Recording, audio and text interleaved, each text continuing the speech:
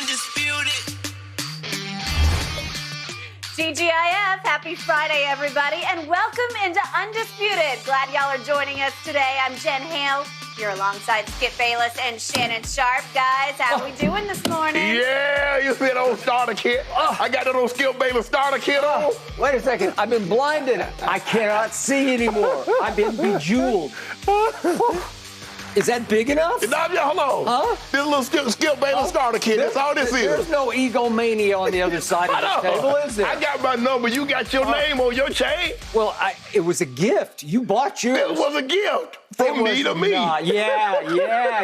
That's what I thought. You know what? Quick thought about tonight. After the Celtics win tonight, they should just call off the rest of the finals and just award the trophy tonight and call it a season. I'm warning you, Boston fans, Jason Tatum, JB, don't listen to this man. He bad luck. He's trying to curse you. He does this every time I get him back into a corner. Oh, the series is over. Blowout. It is. Yeah, exactly. Thank you for agreeing with me. No, I don't agree with you. I just know what you're trying to do. Here we go. I'll agree with the fact there's nothing wrong with a little bling or a me-to-me gift at all. Yeah.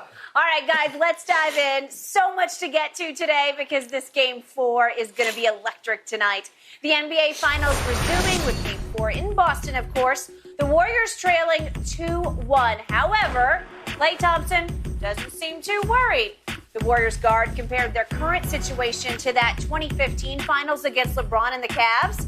That's when Golden State came back to win the series in 6, saying, quote, just being down 2-1 in a championship series, we've been in this situation before.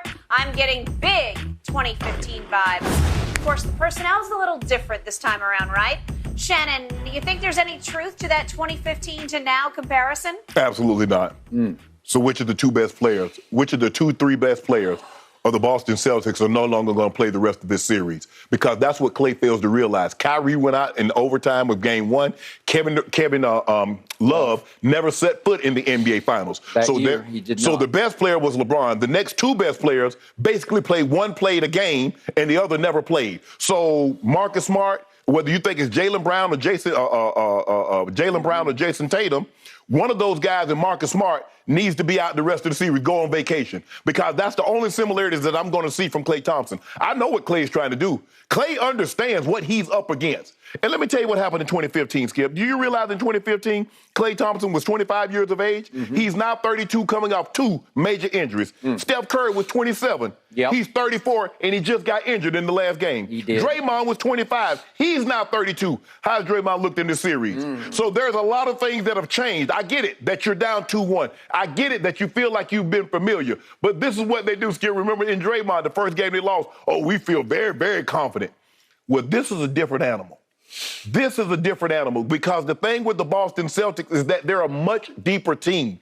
LeBron was the best player. The next best player on the team was Timofey Mozgov. I like to think that Jaylen Brown or Jason Tatum is better than Timofey Mozgov. I would like to think that Marcus Smart is better than Timofey Mozgov. Whatever happened to Timofey Mozgov? He got the money from the Lakers and ran. I would like to think Al Horford. Would you say Al Horford is better than Timofey Mozgov, Skip? I would say that. Mozgov had his moments. He had his moments. But I like to think Al Horford. So for me, Skip, there's no similarities in this. And I think the thing is that the Celtics have, that the Cavs didn't have, is balance. Even LeBron spoke about how top-heavy they were. I think it was maybe the next year, Skip. He talked about how top-heavy. We top-heavy as bleep. And they were. This team is really balanced. They go with Grant Williams, Robert Williams. All these guys are interchangeable. And you come with Pritchard off the bench. You come with guys and Derek White giving you great production. So for me, the only similarities is that the Warriors are down. They're down, but Boston is healthy. Boston is young and healthy. So I don't see it. This is false bravado, Skip. This is like, we've been here before. Y'all remember in 2015? Well, tell the whole story, Klay. You telling half the story. Tell the whole story that Kyrie only played basically 40 minutes in the game. Tell them that Kevin Love never set foot. And LeBron James gave you 36, 13, and 9. You're down 2-1, and Steph Curry has never played better in the finals. And you're down 2-1. So how is that similar?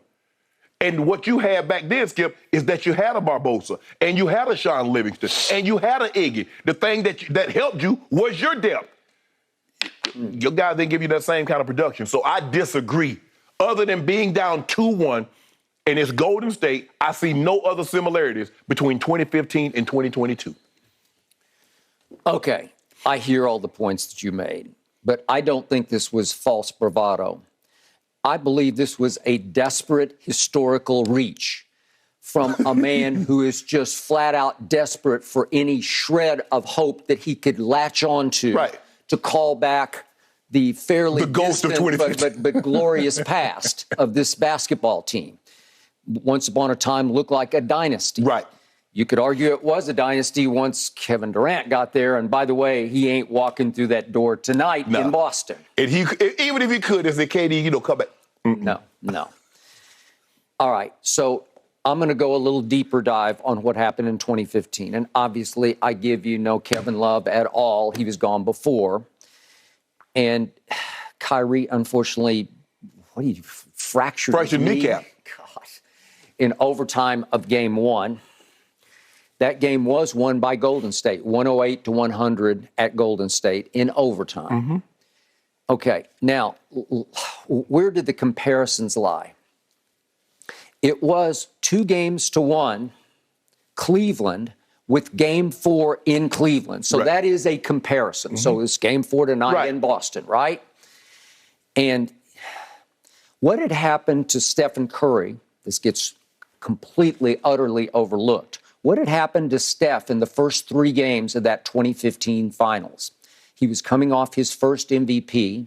He had shot 44% from 3 in the regular season. And what happened in games 1, 2, and 3, 2 of which were in his house at Oracle in Oakland? Games 1, 2, and 3, Steph shot 32% from 3. That's 11 of 34. Well, that's shockingly bad for the MVP who shot 44% during the regular season. Okay.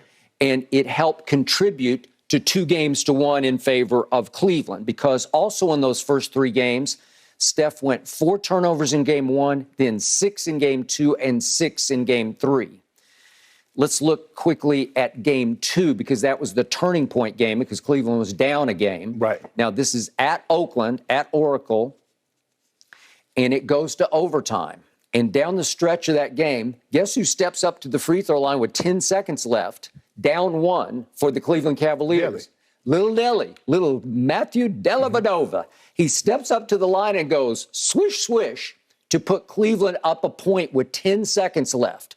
Well, this is the turning point now. It's about to swing back in Cleveland's favor, because with 7 seconds left, Steph goes down to the other end and misses a 19-footer that would have given them a 1-point lead. That's 7 seconds left. Then LeBron gets fouled and immediately goes to the line at 4 seconds left, misses the first one, but did make the second one. So now it's a 2-point game with 4 seconds left. Still enough time. Oh, yeah, plenty of time. And Steph, on the inbounds, turns the ball over, throws a bad pass turnover that ends the basketball game in favor of the visiting team going home now for game 3. Game 3 at Cleveland. Cleveland prevails 96-91. You did make the case that Iguodala got a little late run in that game and wound up with 15, 5, and 5. Opened Kerr's eyes a little bit to, wait a second, maybe I got something here. But I want to drive home the point. In those first 3 games, LeBron James played the greatest 3-game set of his career, and it ain't even close, because he was off the charts, all-world extraordinary. No, he was all-universe extraordinary, because he goes 41, 12, and 8. He had the basketball in his hands 40% of the time because he didn't have Kevin Love, and he suddenly didn't have Kyrie Irving, his wingman, to ride shotgun with him. He actually shot 35% from 3 in those first 3 games, which was 7 of 20. By his standards, it's good enough. You know, it's hurting them.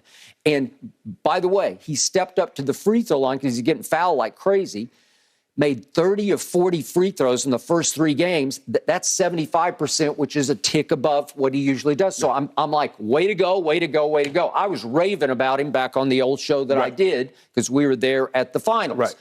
Okay, you can't do much better than that. To me, can you ask more than 41, 12, and 8 of that man?